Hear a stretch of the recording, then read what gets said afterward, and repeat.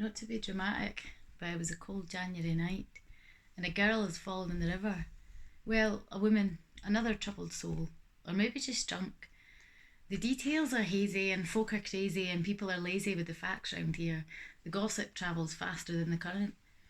Folk are full of their drink, mid winter festival, and one by one, good Samaritans go in after her on a kamikaze style rescue mission. My friend Sal, a deep and delicate soul, petite but rowdy, the type who gets a drink in her and she's 10 feet tall. In she goes to help.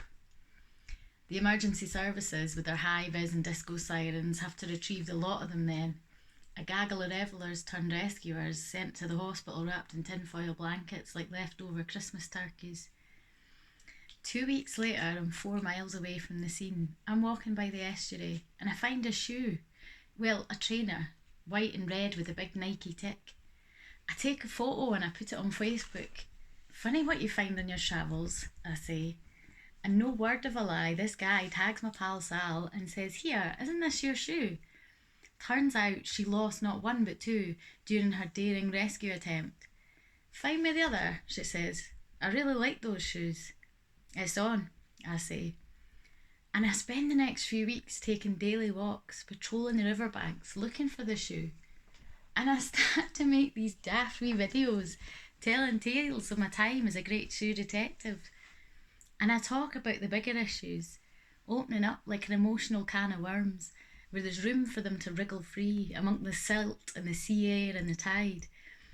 And people really resonate with it.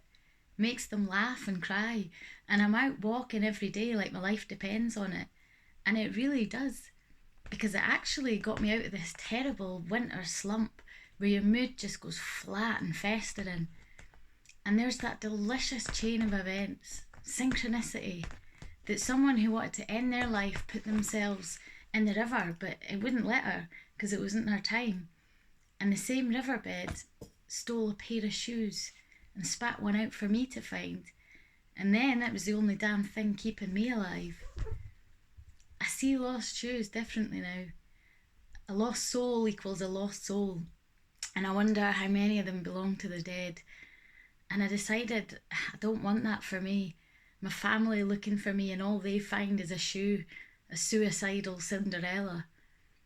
I never did find the right shoe, and I've moved away now. But the left one sits, used as a plant pot in my mum's bathroom.